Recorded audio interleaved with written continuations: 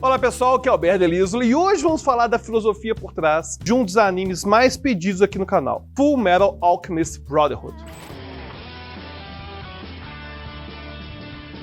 Fullmetal Alchemist Brotherhood. E se você gosta de assistir a vídeos como esse, já dá o like agora, porque aí você mostra pro algoritmo que esse tipo de conteúdo é relevante. Então vamos lá falar de Fullmetal Alchemist Brotherhood. A história de Fullmetal Alchemist se passa no país fictício de Amestris, bem no início do século XX.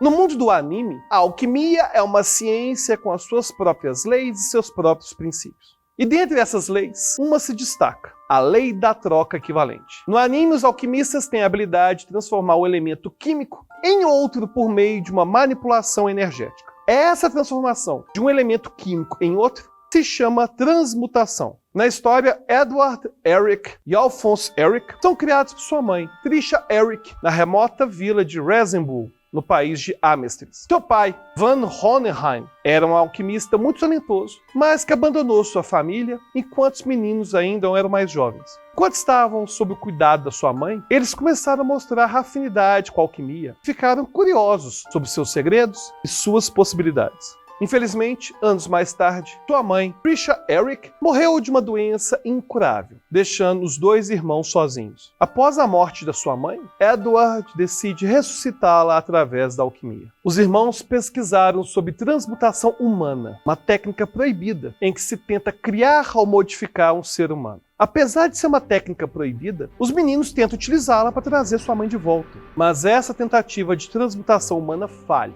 E durante essa tentativa, Edward perde sua perna esquerda e Alphonse perde seu corpo inteiro. Numa tentativa desesperada de salvar seu irmão, Edward sacrifica seu braço direito para unir a alma de Alphonse a uma armadura. Então, com o objetivo de recuperarem seus corpos, eles saem em uma jornada em busca pela Pedra Filosofal. Fullmetal Alchemist possui várias referências filosóficas e históricas, a iniciar pela própria alquimia. A alquimia é uma prática antiga envolta em muitos mistérios. Seus praticantes procuraram principalmente transformar chumbo em ouro, uma busca que conquistou a imaginação das pessoas por milhares de anos.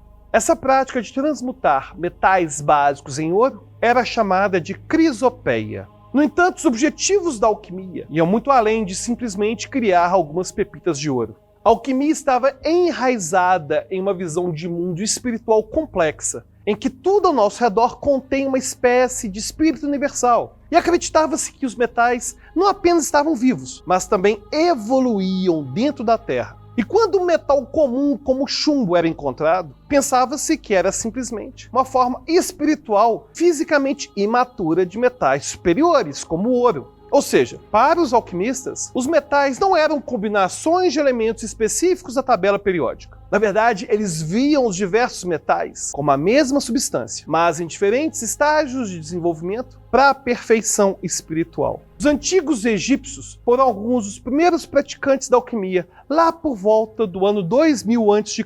E muito do conhecimento químico inicial no Egito estava relacionado ao embalsamento de mortos e a rituais religiosos. O antigo rei grego, Alexandre o Grande, conquistou o Egito e fundou a cidade de Alexandria no ano 331 a.C. Alexandria se tornou o centro intelectual e cultural do mundo antigo. Além disso, também se tornou um importante centro de estudos da alquimia, reunindo o conhecimento e a cultura egípcia, grega, judaica.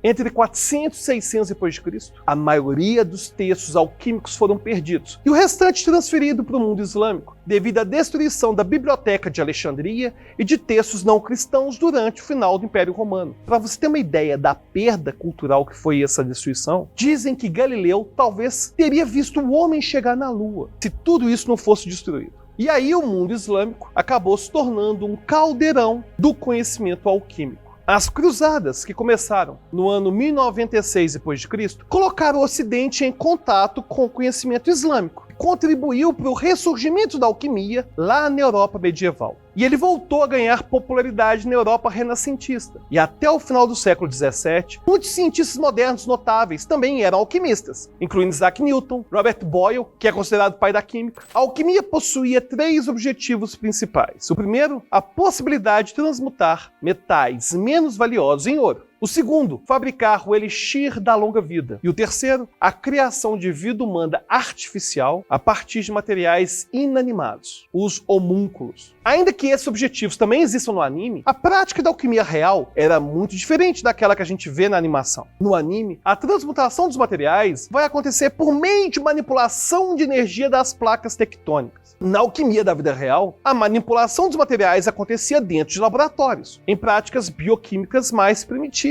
As referências históricas de Fullmetal Alchemist não vão parar por aí. No anime, pai dos irmãos Eric se chama Van Hohenheim. Van Hohenheim faz referência a um personagem histórico chamado Philippus Aurelius Theophrastus Bombastus von Hohenheim, mais conhecido como Paracelso. Paracelso foi um médico bem polêmico para sua época. Também era alquimista, físico, astrólogo e ocultista. Você provavelmente já ouviu a frase: a diferença entre o veneno e a cura é a dosagem. Essa ideia é inspirada em Paracelso. Ele introduziu o conceito de dosagem, já que na sua época os médicos administravam quantidades maciças de drogas aos pacientes. Aliás, muitas vezes eles ficavam intoxicados. Além das referências à alquimia, Fullmetal Alchemist também faz muitas referências à epistemologia, que é o ramo da filosofia que preocupa com as origens, métodos e limites do conhecimento. Nos primeiros episódios, Edward mostra um pensamento extremamente cientificista. Cientificismo é supor que o conhecimento científico é superior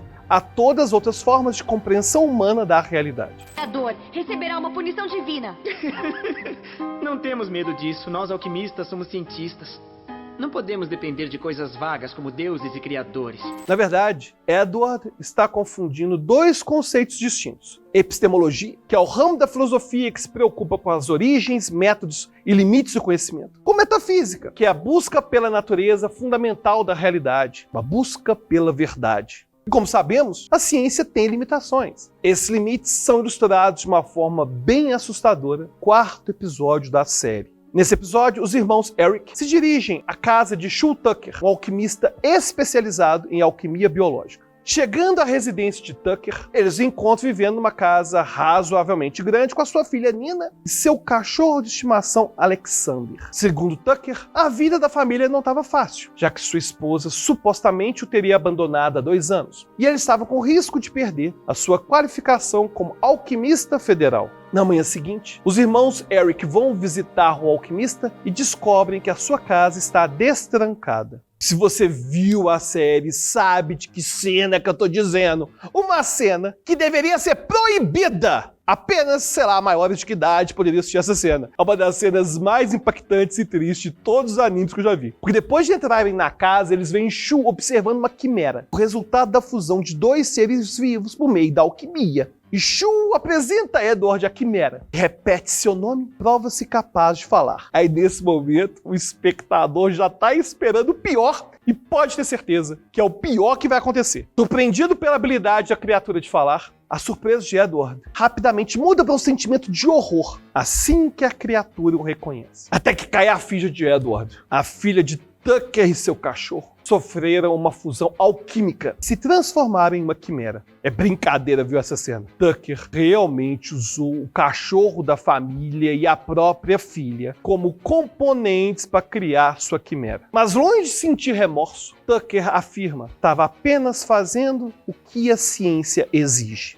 A ciência não parece mais tão boa, né? Essa cena é uma aula de epistemologia. Ela nos mostra as limitações da ciência e os riscos do cientificismo. Ou seja, cientificismo como a suposição de que o conhecimento científico seria superior a todas as outras formas de compreensão humana da realidade. Por exemplo, a ciência é capaz de nos responder se é possível criar clones humanos, mas ela não é capaz de responder se seria ético a gente fazer isso. A pergunta, devemos fazer clones humanos, só pode ser respondida por outros campos do conhecimento, como a filosofia, como a religião. A pergunta, será que eu devo usar minha própria filha para fazer um experimento alquímico? Ela não pode ser respondida pela ciência, claro que não. Ao longo de seus mais de 60 episódios, Fullmetal Alchemist Brotherhood nos convida não apenas a conhecer um pouco mais sobre a alquimia, mas principalmente a questionar os riscos das consequências de reduzir todo o conhecimento a termos científicos. E você, já conhecia toda essa filosofia por trás de Fullmetal Alchemist? Já tinha percebido que a série fala sobre os limites da ciência? Quer sugerir algum vídeo pro canal? É só escrever nos comentários. Agora, se você quiser interagir diretamente comigo e com a nossa comunidade lá no Telegram, aí tem que virar apoiador. É só clicar no link da descrição e a gente se vê lá.